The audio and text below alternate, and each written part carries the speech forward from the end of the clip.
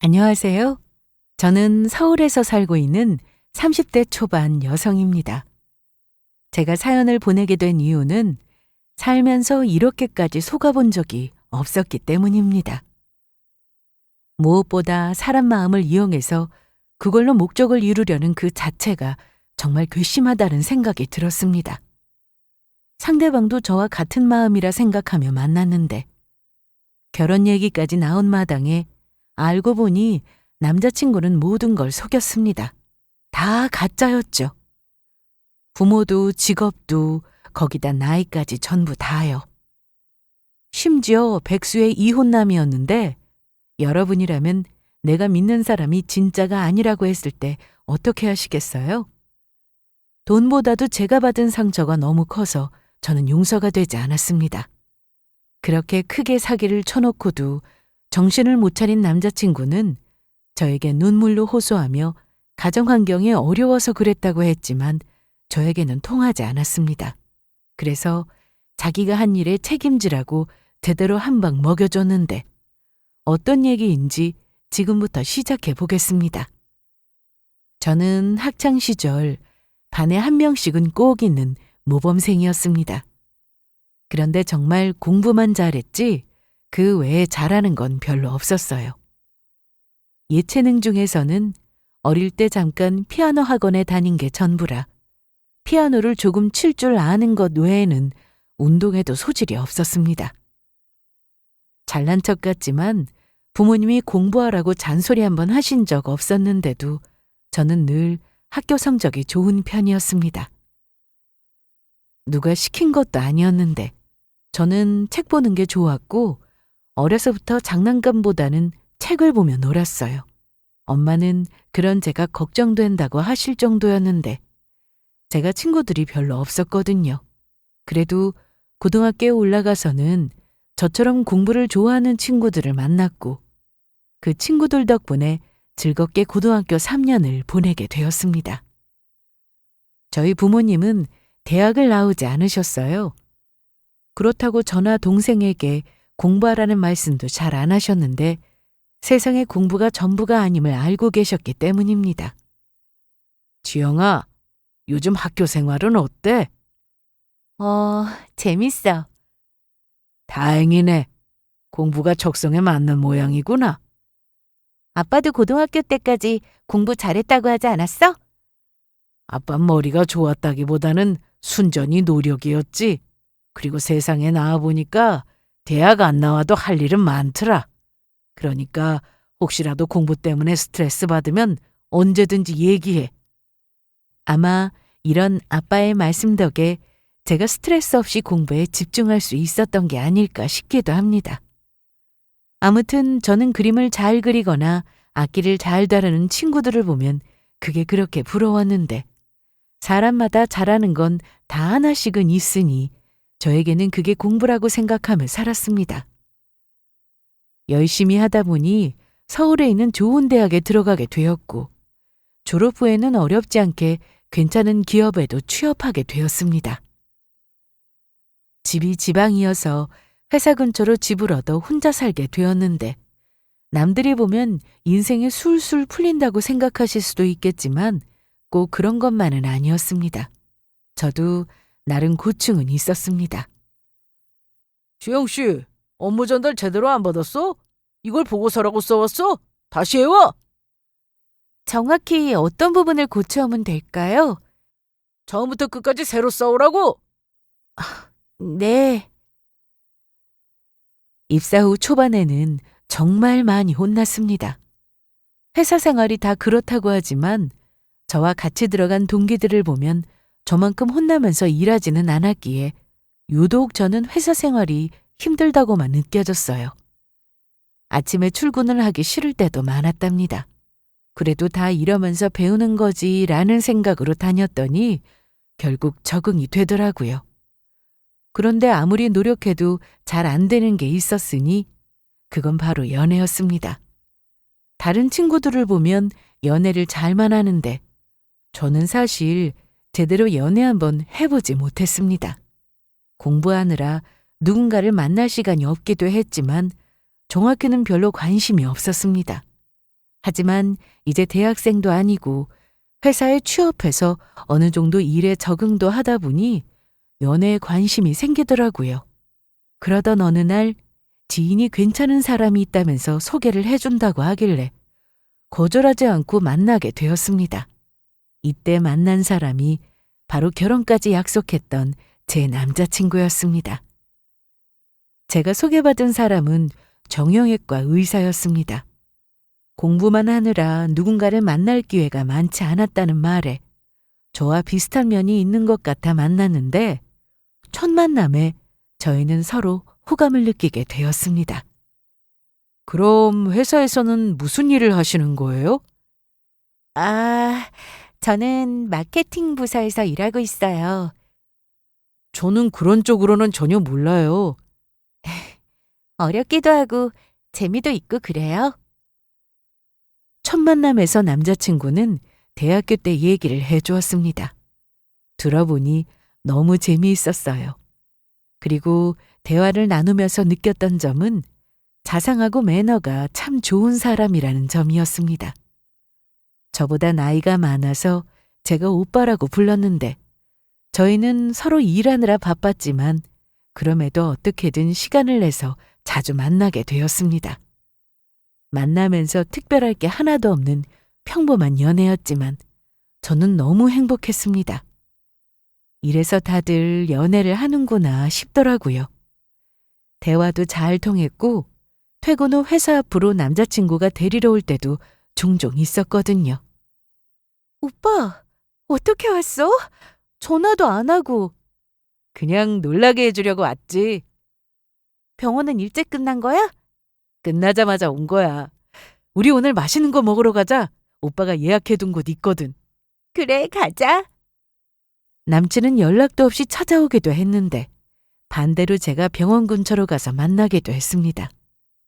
남자친구가 근무하는 병원은 제가 다니던 회사에서는 거리가 좀 있어 자주 가지는 못했어도 토요일에 가면 오래 기다리지 않고 만날 수 있었습니다. 평일에 퇴근하고는 시간이 맞지 않았고 토요일에 끝날 시간에 맞춰 가면 거의 비슷한 시간에 퇴근하고 나오는 모습을 볼 수 있었어요. 지영아! 오빠! 많이 기다렸어? 아니야, 좀 전에 왔는데 오빠가 딱 나온 거야. 잠깐만 지영아, 인사 좀 하고. 오늘 고생 많으셨어요. 예, 그럼 들어가세요. 오늘 오전에 환자가 정말 많았거든. 힘들었겠네. 오늘 영화 보러 갈 수 있겠어? 그거야 당연하지. 너랑 보는 건데 힘들 리가. 얼른 가자. 힘들었다고 하면서도 제가 뭘 하자고 하면 늘 표정이 밝았습니다. 그래서 고마웠어요. 그냥 집에 가서 쉬고 싶다고 해도 서운하지 않았을 텐데 저에게 뭐든 맞춰주려고 하는 모습을 보면서 저에 대한 마음이 진심이라고 생각하며 만났습니다. 저희 아빠는 고등학교를 마치고 공장에 들어가 일을 하셨는데 그때 사고로 발을 다치시는 바람에 장애가 있으십니다. 그래서 한쪽 다리를 절게 되셨는데 집에서는 편하게 다니시지만 외출하실 땐 꼭 휠체어를 타고 다니십니다. 아빠 대신 엄마가 일하시느라 바쁘셨어요. 그런데 남자친구와 사귀면서 저희 부모님께 인사도 시켰는데 한 번은 주말에 같이 밥을 먹으려고 나가는 길에 남친이 직접 아빠의 휠체어를 직접 밀어주기도 했습니다. 아버님, 다리 불편하시다고 운동 안 하시면 안 되는 거 아시죠? 아이, 그럼 틈틈이 하고 있어. 제가 오늘 온 김에 마사지 좀 해드릴게요. 괜찮아. 제가 해드리고 싶어서 그래요. 외식을 하고 나서 집에 돌아온 뒤 남친은 아빠의 다리를 정성껏 주물러 드렸습니다. 주무실 때 다리가 저리거나 그러진 않으세요? 맞아. 요즘 좀 그런 편이야. 그래도 자세를 바꾸면 좀 낫더라고.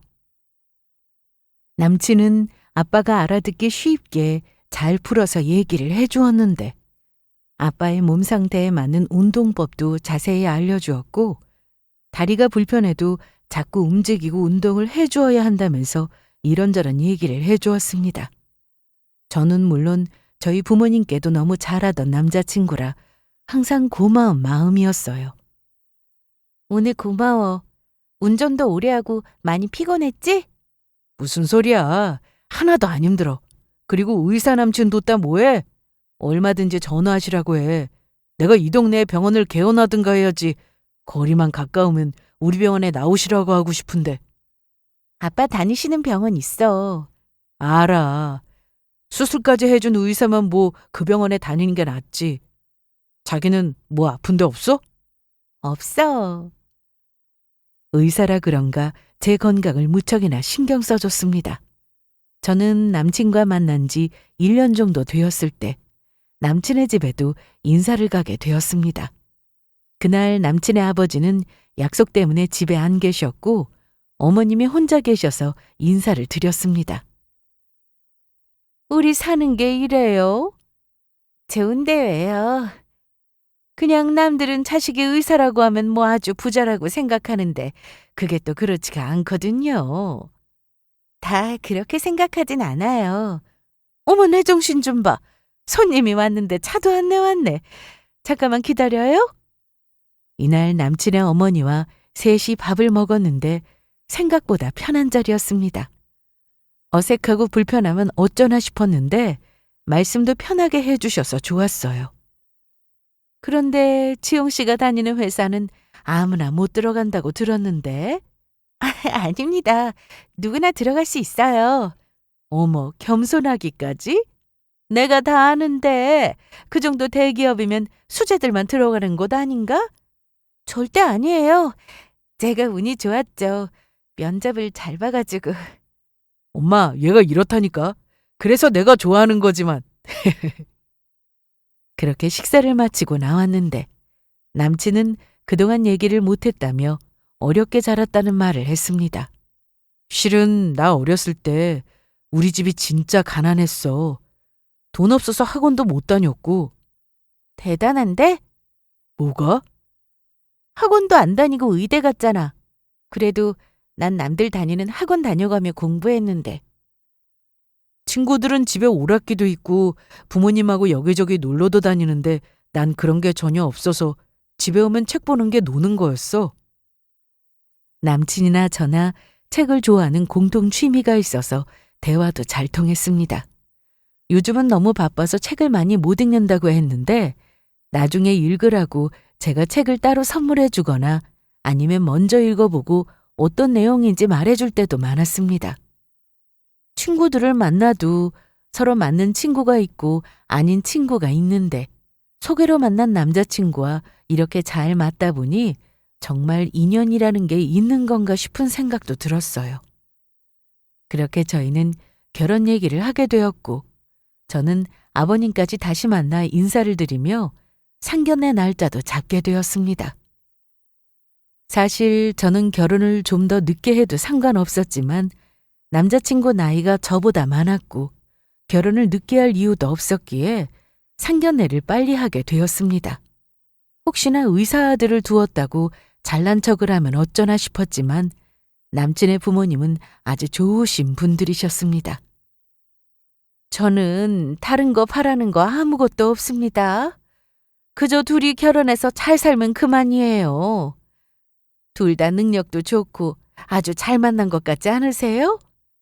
네, 저도 같은 생각이에요. 집에 와서 얼마나 싹싹하게 잘하는지. 성격이죠.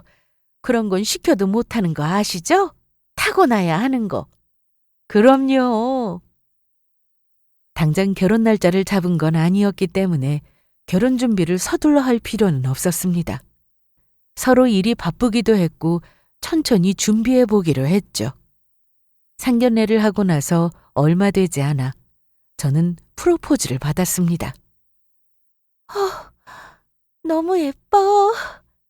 마음에 들어? 당연하지. 얼른 껴봐. 저희는 사귀는 동안 커플링을 해서 끼고 다녔는데 결혼 전 저에게 좋은 반지 하나는 해주고 싶다는 말을 늘 하던 남친이었습니다. 그런데 프로포즈를 하면서 반지를 선물로 주더라고요. 그날 이후 저희는 결혼 날짜를 바로 잡게 되었고 신혼집을 알아보러 다녔습니다. 저는 크고 비싼 집보다 둘이 살기에 적당한 평수면 만족했습니다. 거기다 회사에서 너무 멀지 않은 곳이길 바랐고요. 남친은 제 요구 조건대로 알아보자고 했는데 같이 집을 구해보자고 해도 집만큼은 자기가 해오겠다고 했습니다. 그렇게 저희는 결혼 준비도 별 문제 없이 진행되었고 일단 식장만 계약해 놓은 상태였습니다. 그러던 어느 날 퇴근하고 집에 왔는데 아빠와 통화를 하면서 이상한 얘기를 들었습니다. 아빠, 방금 퇴근하고 집에 왔어. 일찍 왔네. 오늘은 데이트 없어? 오빠 오늘 약속 있다고 해서. 그럼 이번 주 내내 안 만난 거 아니야? 주말에 보면 되지 뭐. 저기 지영아, 아빠가 좀 이상한 게 있는데 뭔데? 아빠 친구 중에 주혁이 아저씨라고 알지? 알지. 어렸을 때 자주 놀러 오셨던. 그래, 맞아. 그런데 그분은 왜? 아빠의 얘기를 들어보니 그 친구분이 오랜만에 지방에 가셔서 며칠 전 만나 술 한잔하게 되었는데 제 얘기를 하신 모양이었습니다. 상견례까지 했으니 결혼도 하게 될 거고 그래서 미리 얘기한 거라고 했는데 마침 남친이 의사라는 얘기도 하셨대요. 그런데 그 병원이 있는 동네에 아빠 친구분이 살고 계셨고 병원이 어디냐고 물어서 알려주셨다네요. 문제는 아빠 친구분이 마침 어깨가 좀 아파서 진료도 볼 겸 남친 얼굴도 궁금해서 그 병원에 갔는데 남친의 이름을 말했더니 그런 의사는 없다고 했다는 겁니다. 혹시 일찍 퇴근했나 싶어 몇 번이나 물어봤는데 없다고 해서 다른 의사한테 진료를 보고 나왔는데 뭔가 이상해서 아빠가 저한테 말씀하시더라고요. 아니, 그럴 리가. 병원을 잘못 알려드린 거 아니에요? 아님 이름을 헷갈렸거나? 똑바로 얘기했는데 병원을 잘못 찾아갔나? 그럴 수도 있죠. 바로 옆 건물에 비슷한 이름으로 정형외과가 하나 더 있거든. 그 동네에 정형외과가 몇 군데 몰려있긴 했습니다. 이름도 비슷했고요. 그래서 정말 다른 병원에 가서 남친 이름을 얘기한 걸 수도 있겠다 싶었어요. 하지만 아빠의 얘기를 듣고 보니 순간 느낌이 이상했습니다. 저는 아빠와 통화를 끝내고 남친에게 바로 전화부터 걸었습니다. 여보세요? 지영아. 퇴근했지? 했지. 오늘 환자가 정말 많아서 힘들었다. 집에 가서 쉬고 싶은데 대학 친구들이 오랜만에 보자고 해서 왔어. 그래? 그런데 오늘 병원에 출근한 거 맞지? 그게 무슨 소리야? 당연히 출근해서 일했지. 왜? 아니야, 알았어. 그럼 술 조금만 마시고. 그래, 전화할게. 핸드폰이 있으니 병원으로 전화할 필요도 없었습니다. 그리고 남친 병원 앞에서 기다릴 때면 남친이 간호사들하고 같이 나올 때가 많았고 원장님하고 인사하는 모습도 봤고요. 진료를 볼 일이 없다 보니 제가 남친이 환자를 보는 모습을 직접 보지는 못했으나 몇 번 의사 가운을 입고 나와서 제가 싸간 도시락을 받고 들어간 적도 있었습니다. 그리고 의대 동기라면서 친구들을 소개해 준 적도 있었고요. 그러다 보니 만나면서 의심할 이유가 없었습니다. 그런데 아빠의 얘기를 듣고 나서 이상하게 찜찜하더라고요. 그래서 다음 날 저는 출근길에 남친에게 전화를 걸었습니다. 자기야. 출근했어? 그럼. 그런데 나 지금 바빠서 이따 전화할게. 그래, 알았어. 남친은 평소처럼 제 전화를 받았습니다. 그런데 아무래도 이 찜찜함은 풀어야 할 것 같아 저는 오후에 연차를 쓰고 병원이 있는 곳으로 갔습니다. 병원에 도착 후 들어갔는데 환자가 정말 많았습니다. 혹시나 진료에 방해가 될까 싶어 그동안 병원에 안 왔던 거고 늘 끝날 시간에 맞춰 병원 앞이나 근처 카페에서 기다렸던 건데 평소 손목이 시큰거리기도 했고 이 핑계로 진료를 보러 왔다고 하면 되겠다 싶었어요. 안녕하세요. 네. 처음 오셨어요? 네. 그럼 이거 작성해 주세요. 네. 그런데 주민재 선생님한테 질려볼 수 있을까요? 누구요? 주민재? 네. 저희 병원에서는 그런 성함을 가진 선생님이 안 계신데요. 네? 이상하네. 어제도 어떤 아저씨가 오셔서 그분을 찾았던 것 같은데. 그때 싸한 느낌이 들었습니다. 전에 분명히 제가 병원에 전화 걸어서 주민재 선생님하고 통화도 했었는데요. 그럴 리가요. 저희는 환자분하고 의사 선생님하고 직접 통화는 어려운데요. 정말 꼭 통화를 해야 하는 경우를 제외하고는 저희가 대신 내용을 전달해드리고 있어요. 그런데 옆에서 제 얘기를 듣고 있던 한 간호사가 제 눈치를 계속 살피더니 잠깐 저 좀 보실래요? 네? 저요? 네. 그 간호사는 저한테 잠깐 밖에서 보자고 하길래 나왔는데 한참을 망설이더니 혹시 그분 어떻게 알고 오신 거예요? 남자친구인데요. 네? 그런데 아무것도 모르고 오신 거예요? 뭘 몰라요? 답답해서 빨리 말해달라고 하니 그 사람 2달 전에 그만뒀어요. 아니, 그만뒀다고요? 얘기를 들어보니 남친은 그 병원의 의사가 아니었습니다. 원무과 직원이라고 하더라고요. 그러니까 보험 관련 서류를 처리하고 병원에 관련된 행정 처리를 전반적으로 관리하는 일을 했다는 거죠. 저희 병원이 대형 병원은 아니라 원무과라고 하기도 좀 그렇지만 암튼 사무보는 직원이었고 2달 전에 원장님하고 한참을 얘기하더니 다음 날부터 안 나왔어요. 아까 데스크 직원은 온 지 얼마 안 돼서 잘 모르는데 저나 다른 직원들은 여기 다닌 지 오래됐거든요. 그리고 사실 왜 그만둔지도 알고 있어요. 이유가 뭔데요? 들어보니 이전에 다니던 병원에서도 사무를 봤는데 그때 횡령으로 조사를 받은 적이 있었답니다.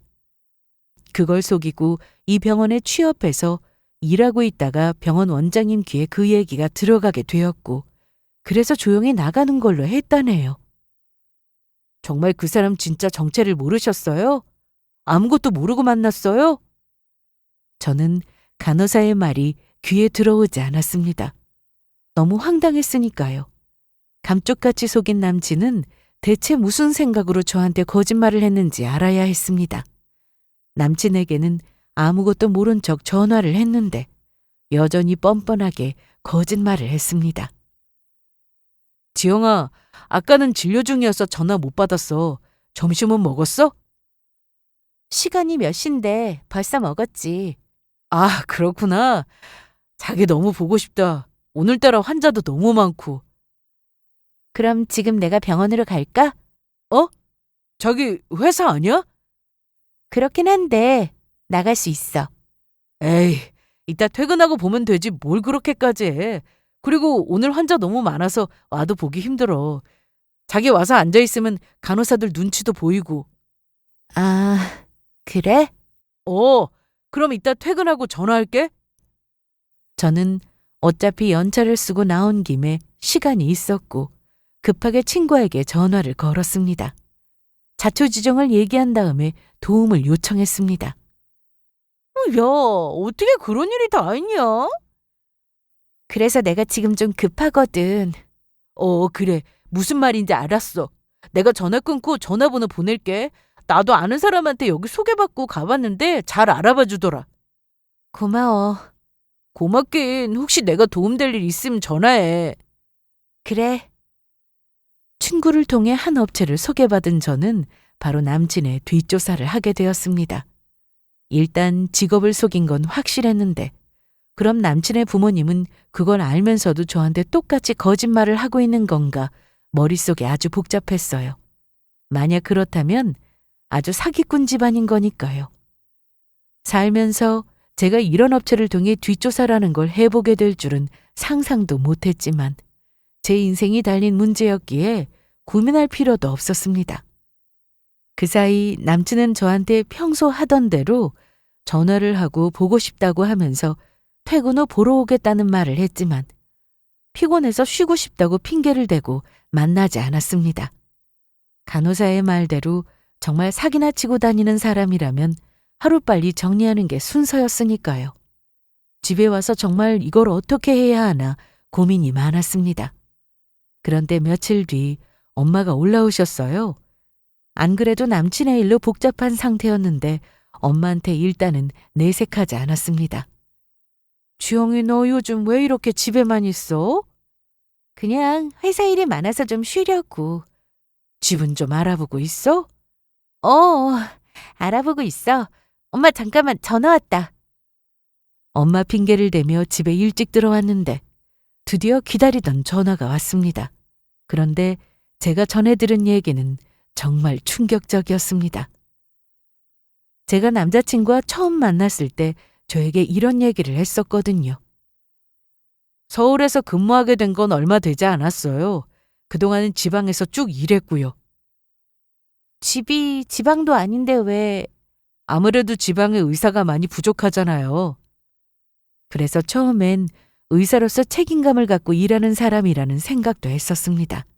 그런데 그게 아니라 허술한 점을 이용하기 위해서였어요.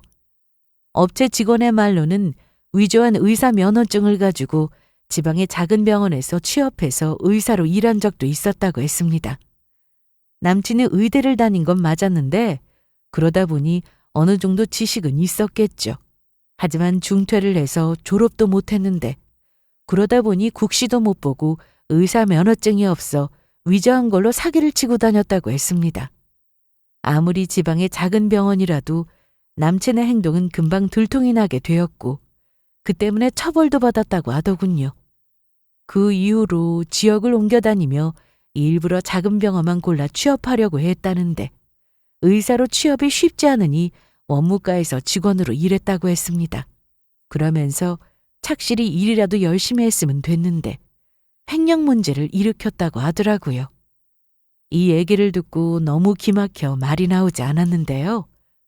다음 날 저는 남친이 전에 근무했다던 병원을 직접 찾아가 봤습니다. 처음에는 이미 몇 년이나 된 일이라 모르는 직원들도 있었고 알고 있는 직원도 말해주려고 하지 않았습니다. 그런데 제가 결혼 상대라고 하니까 그제야 말을 해주더라고요. 그 사람 유명했어요. 저희 병원 오기 전에 무슨 시골에서 잠깐 일했었다고 했는데 사고 치고 온 줄 모르고 저희 병원에서 근무하게 된 거죠. 그런데 면허증 위조도 문제였는데 여자들한테 의사라고 거짓말하고 결혼 약속까지 했는지 그때 3명인가? 암튼 여자들이 병원까지 찾아와서 그 사람은 어딨냐고 난리친 적도 있었어요. 그래서 어떻게 됐어요? 어떻게 되긴요. 저희 병원에서도 고소했고 그 여자들도 아마 고소한 걸로 알아요. 아니 그런데 아직도 그러고 다닌단 말이에요? 저도 속은 여자 중 한 명이었구나라는 생각에 헛웃음이 절로 나왔습니다. 그렇게 병원을 나와 차에 타려는데 직원이 저를 쫓아 나오더니 새로운 사실도 하나 알려줬습니다. 뭐라고요? 그러니까 절대 결혼하지 마세요. 저는 그 직원의 말을 듣고 서울에 도착 후 변호사부터 찾았습니다. 여태 데이트한 거야? 아니? 왜 화를 내? 싸웠어? 아니야, 엄마. 저기 있잖아. 나 할 말 있어. 응? 뭔데? 해봐. 저는 시간이 더 가기 전에 빨리 정리하려고 바로 엄마에게도 이 사실을 말씀드렸습니다. 뭐야? 너 제대로 알아본 거 맞아? 맞아. 확실해요. 아니, 병원에서 어떻게 모르고 의사도 아닌 사람을 받아줬다는 거야? 의사 면허증을 위조했나 봐. 면허번호도 도용한 거지. 그리고 어떤 병원에서는 조회 안 하고 의사 면허증하고 서류만 보는 것도 있었는지 그걸 악용해서 가짜 면허를 가지고 의사 행세를 하고 다녔던 것 같아. 이날 엄마는 제 얘기를 들으시고는 너무 놀라셨습니다. 당연했어요. 저도 너무 놀라고 어이가 없어서 아무 말도 못했으니까요. 아빠는 전화로 이 얘기를 전해 들으시고는 다리가 불편하셨는데도 당장 가서 혼쭐을 내주겠다고 하셨는데 제가 해결하고 싶었습니다. 이미 변호사와 상담도 마쳤고 제가 할 일이 있었기에 믿고 기다려달라고 말씀드렸어요. 엄마도 집에 아빠가 혼자 계시니 집을 오래 비울 수 없어 며칠 뒤 내려가셨는데 저는 일단 열심히 증거부터 모았습니다. 변호사와 상담 후 증거를 모으라고 했는데 이게 정말 중요하다고 했거든요. 그동안 저한테 의사 행세를 했던 문자와 카톡 내용부터 찾았습니다. 그리고 저에게 줬던 명함도 따로 챙겨뒀습니다. 그 외에 결혼 준비를 하면서 제가 남친에게 줬던 예물 시계와 구입 내역서까지 꼼꼼하게 봉투 안에 넣어두었습니다. 그리고 남친을 만나기로 했습니다. 주영아, 요즘 왜 이렇게 바빠? 일이 좀 많았어. 알아볼 것도 많았고. 그랬어? 오늘 보자. 안 그래도 보자고 하려고 전화한 거야? 내가 회사 근처로 갈게. 아니야. 나 외근 나와서 내가 갈게. 이제 곧 끝나지? 지금 정확히 어딘데? 40분 정도 걸릴 것 같은데. 도착하면 오빠 퇴근 시간하고 얼추 맞겠다. 그래? 그럼 나 정리할 게 좀 있어서 그러니까 근처 카페에 가 있을래? 오늘은 병원 대기실에 앉아서 기다릴까 했는데 에이, 좀 그렇지. 좀 그런가? 금방 정리하고 나갈 테니까 카페 가서 기다려. 그래서 알겠다고 하고 전화를 끊었습니다. 그런데 저는 카페가 아닌 해당 병원 앞에서 기다릴 생각이었어요. 어떻게 나오나 궁금했거든요. 남친은 불안했는지 병원 업무가 끝난 시간에 저한테 전화를 다시 걸었습니다. 확인 전화였어요. 주영아, 지금 어디야? 나 가는 길이야. 아직도? 다 왔는데 차가 좀 막히네? 아, 그래. 그럼 천천히 와. 병원 앞에서 기다릴게. 알았어. 이따 봐. 그런데 저는 이미 병원 앞이었습니다. 남친이 어떻게 나오나 너무 궁금했는데요. 병원에서 쫓겨나듯 나갔다는데 병원 안에서 나올 리도 없을 테니까요. 그런데 한 5분 정도 지나자 길가에 택시 한 대가 섰습니다. 제가 병원 출입구 옆 기둥에 있는 줄은 모른 채 남친은 택시에서 내려 급하게 정문 쪽으로 뛰어왔는데요. 오빠! 지영아! 병원에서 안 오고 왜 택시에서 내려? 그게... 말해봐. 뭐라고 말할지 궁금하다. 남친은 당황한 얼굴이었습니다. 실은 나 병원 그만뒀어. 왜? 그게... 이제 너랑 결혼할 거니까 개원하려고. 개원? 언제까지 월급 받고 일할 수는 없잖아. 나도 내 병원 차려야지. 안 그래? 그런데 왜 나한테는 말 안 했어? 그냥 너 일도 바쁜데 괜히 내가 개원한다고 하면 걱정하고 신경 쓸까 봐 내가 좀 알아보고 난 뒤에 말하려고 했어. 남친은 고장 생각해낸 게 개원이었습니다. 쫓겨나듯 나갔다는 걸 이미 다 들었는데 사직서를 내고 자기 병원을 차린다고 하니 얼마나 우습던지 끝까지 저를 속이려 드는 게 너무 화가 나서 저는 이날 남친의 뺨을 때렸습니다. 지영아, 너 왜 그래? 몰라서 그래? 어디까지 거짓말할래? 어디까지 나 속일 거냐고? 아니, 뭐가? 내가 아무 의심 안 하고 만나니까 정말 아무것도 모른다고 생각해? 이 병원에서 너 의사로 일한 거 아니었잖아. 원무과에서 일했다며? 서류 정리하고. 난 믿었어. 사랑하는 사람인데 네가 정말 의사는 맞는지 한 번도 의심한 적 없고 그 병원에서 가운 입고 나와서 나랑 사진도 찍고 내가 싸준 도시락도 들고 들어가길래 환자 보느라 고생한다고만 생각했어. 지영아. 퇴근하고 보기도 했는데 내가 늦을 것 같아서 병원으로 전화 걸었던 날 기억나? 그런데 그때 네가 바로 받았어. 그때 네가 한다는 말이 마침 데스크에 나와 있어서 받은 거라고 했지만 원래 그게 네 할 일이라서 받은 거였잖아. 어떻게 이런 걸 속여? 나 이거 절대 그냥 못 넘어가. 너 이거 사기야! 그러자 남친은 미안하다고 했습니다. 지영아, 미안해. 진짜 미안해. 난 너한테 잘 보이고 싶어서 그랬어. 그렇게 속여서 나랑 결혼이라도 하려고 했냐? 주선자도 속이고 진짜가 있긴 해? 나 정말 너 좋아해. 진심이야. 나더러 사기꾼 말을 믿으라는 거냐? 네 눈엔 나도 그 여자들하고 똑같이 보였나 보다. 뭐? 너 이런 식으로 여자들한테 의사라고 속여서 돈 뜯어냈다며. 누가 그래?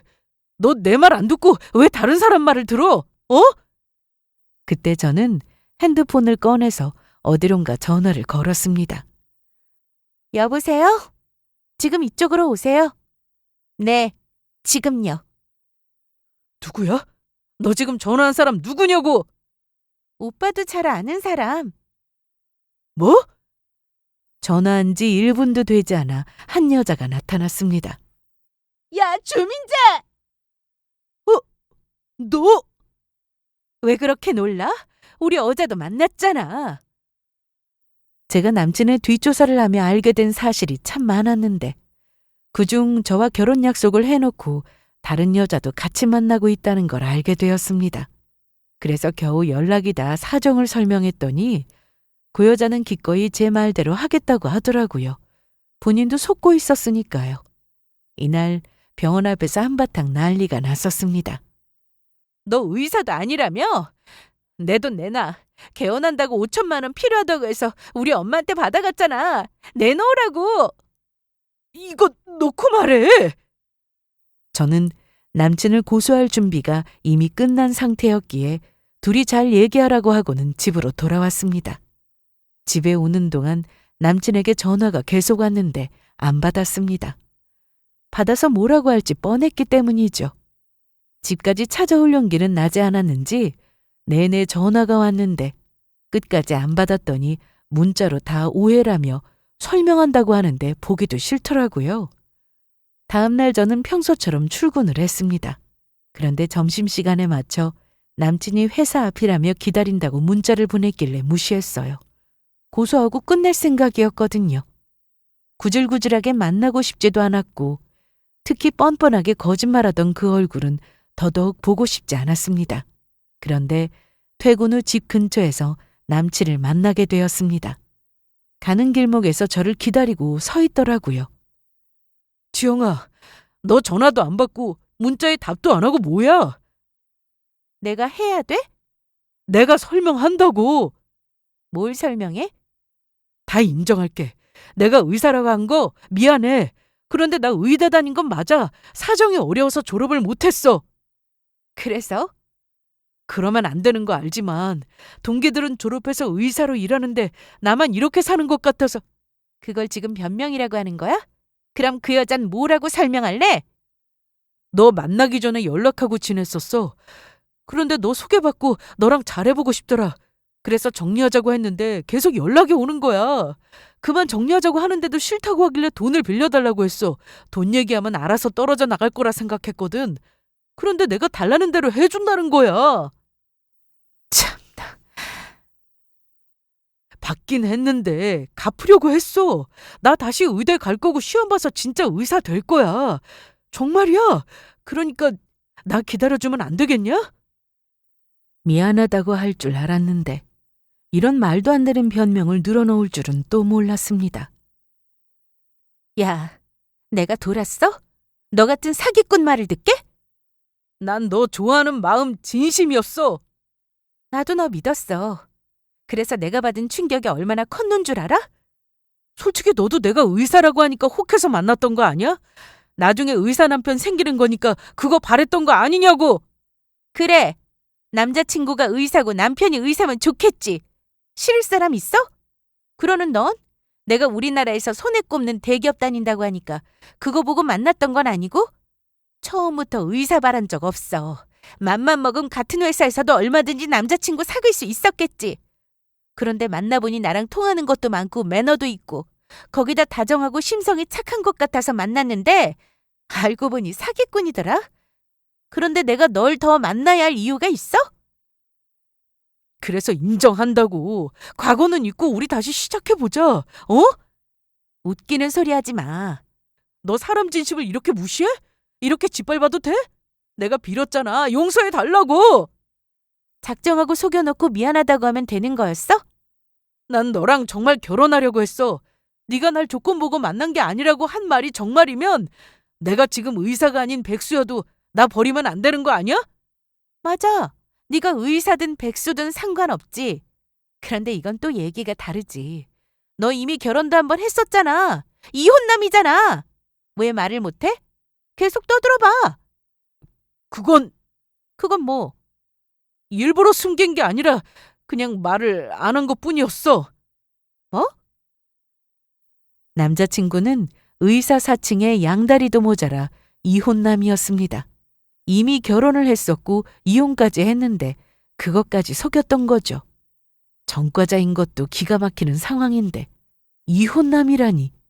이제는 뭐가 더 나온다고 해도 더 놀랄 것도 없을 정도였습니다. 그런데 이 상황에 남친이 하는 말이 더 가관이었어요. 내가 언제 너한테 결혼한 적 없다고 속였어? 아니잖아. 그리고 솔직히 이혼한 게 죄야? 죄야.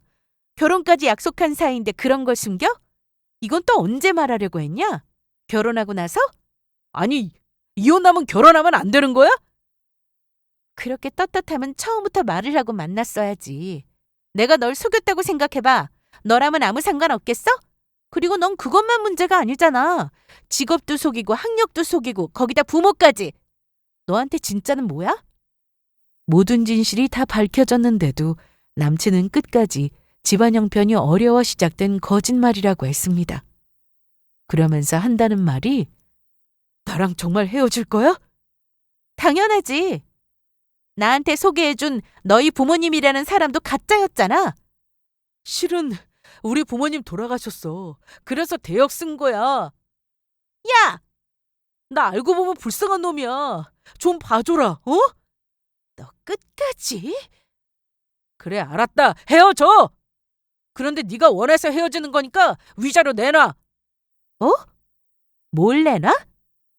난 너한테 용서 빌었어. 충분히. 그런데 너 끝까지 나한테 이러면 안 되는 거야. 사람을 궁지에 몰아넣고 이렇게 하면 돼? 어이가 없어서 웃음이 다 나온다. 그 좋은 머리를 왜 그렇게 쓰니? 그러니까 내가 다시 의대 들어가서 아니? 그건 네가 알아서 하고 네가 한 일에 반드시 책임져야 할 거야. 남친은 그날 저한테 끝까지 위자료 타령을 하고 돌아갔는데 헤어지면 그만이라는 생각하는 것 같았어요. 저한테는 돈을 뜯어내지도 않았으니 문제가 없다고 생각했나 봅니다. 하지만 결혼을 약속하고 모든 걸 다 속였는데 그냥 넘어갈 수는 없었습니다. 거기다 위자료 받을 사람은 저였기에 바로 사기죄로 고소를 했습니다. 결혼할 사람이라고 속이고 부모님께 인사도 했고 상견례도 했으니 저는 정신적 손해에 대한 위자료 청구도 가능하다고 하더라고요. 심지어 이혼 사실도 숨겼으니까요. 결혼 약속을 해서 주고받은 예물까지 있었으니 재산상 손해도 인정된다고 했는데요. 제가 고소한 걸 알게 되자 남친은 얼마 뒤 집으로 찾아왔습니다. 그런데 그날 부모님이 모든 사실을 아시고 올라와 계신 상태였는데 거기다 손님까지 와 계셨어요. 그걸 모르고 남친은 저를 찾아와 다짜고짜 따지기 시작했습니다. 야, 고소? 내가 미안하다고 하면 그걸로 끝내지 무슨 고소야. 내가 속은 게 있는데 어떻게 그냥 끝내? 식장까지 잡았어. 예물도 주고받았고. 긴다. 식장이야 취소하면 그만이고 예물? 사귀면서 서로 좋아서 주고받은 선물을 헤어지면서 돌려주냐? 치사하게 그거 달라는 거야? 못 줘. 나 좋아서 준 거 아니야? 그래서 고소한 거야. 이렇게 말이 안 통하니까. 내가 전에도 말했지. 우리 부모님 두 분 다 돌아가셨다고. 나 안 불쌍하냐? 그런 환경에서도 자랐어도 잘 사는 사람들 많을 텐데. 사람마다 다르지. 그런데 너희 부모님 정말 돌아가셨어? 그래. 갑자기 남친은 우는 연기를 했습니다. 눈물도 안 보이는데 손으로 눈을 가리고 울더라고요. 그래서 저는 눈물이 쏙 들어가게 해주려고 집으로 들어가자고 했습니다. 왜? 여기까지 왔는데 차나 한잔하고 갈래? 그래도 돼? 그럼. 그래서 현관문을 열고 들어갔는데 엄마, 아빠?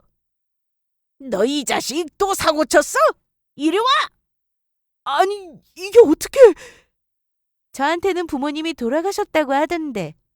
아이고 머리야.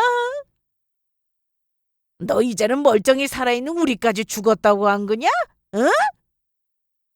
뒷조사를 하며 남친의 진짜 부모님의 연락처도 알게 되었습니다.